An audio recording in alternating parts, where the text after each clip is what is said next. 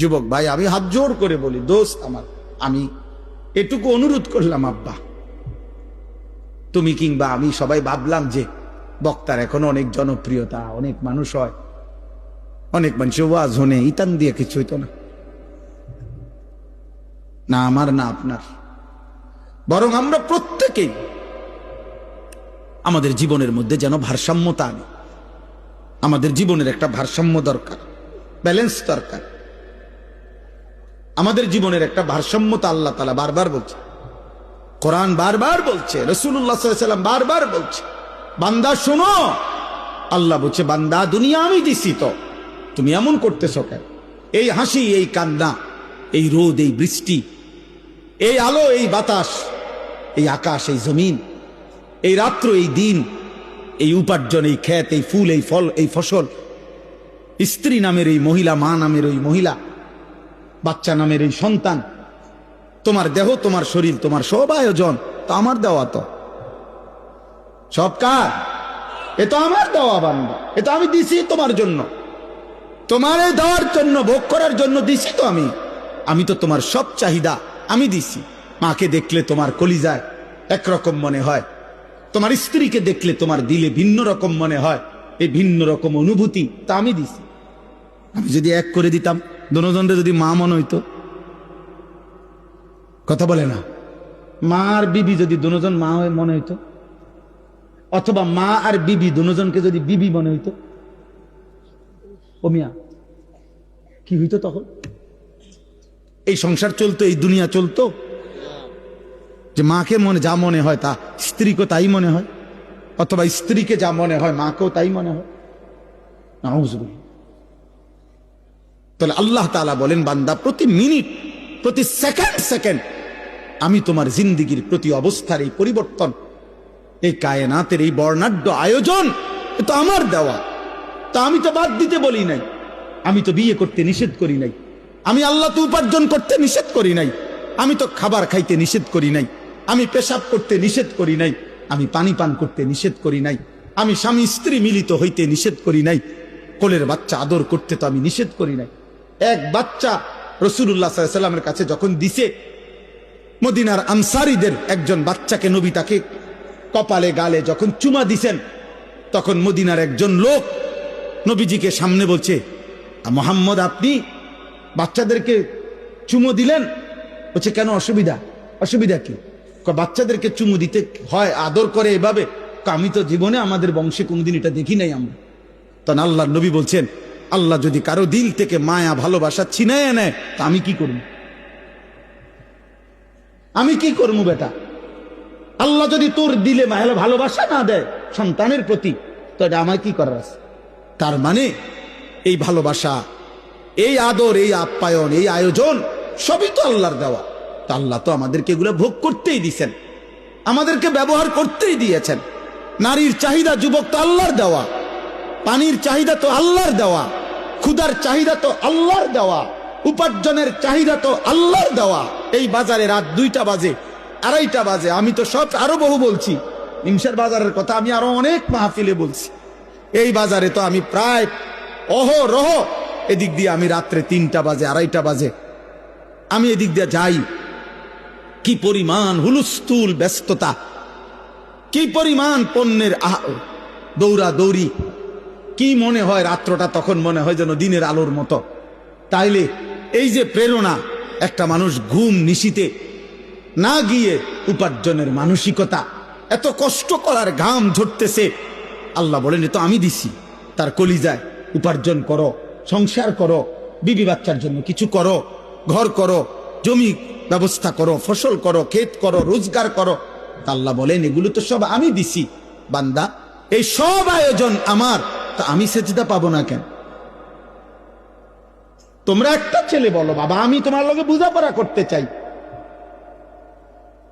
আমি তোমার সাথে ইনসাফের কথা, তোমার যদি ইনসাফ থাকে, বিবেক থাকে, তুমি যদি মরে না যাও, তুমি যদি মানুষের বাচ্চা হও, এই বেনামাজি তুমি যদি মানুষের বাচ্চা হও, তো মানুষের ঘরে যদি জন্ম নিয়ে থাকো, তো তুই বেটা বল, বেটা তুই কেন সেজদা দিবি না? এই নাফরমান বল বেটা, আল্লাহর গোলামি কেন করবি না নাফরমান? বলেন? আল্লাহ তো কোনো জানোয়ারকে বলে না এটা যে আমার সেজদা দাও। আল্লাহ তো ইনসানকে বলছে। যদি বলি জানোয়ারকে বললেন না কেন, আল্লাহ বলবে জানোয়ারকে সেই যোগ্যতাই দেই নাই। কুকুরকে যদি, গরুকে যদি বলা হয় তাকবীরে তাহরিমা বাঁধো, ও সোজা হইব কেমনে?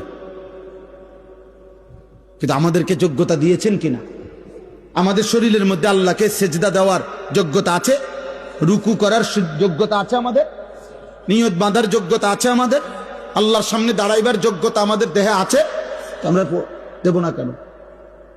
বলেন, বলেন ভাই, বলেন নওজোয়ান বাবা, বলো।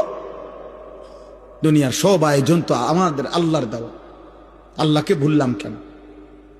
এই জন্য আজকে সূরা ফাতিহার এই 4টা আয়াত আমি শুধু লম্বা তাফসির করানো, আমি বললাম না আমি তেমন আহামরি তেমন সুন্দর করে কইতে পারি না, কিন্তু আমি শুধু এতটুকু কথা বলতে চাই।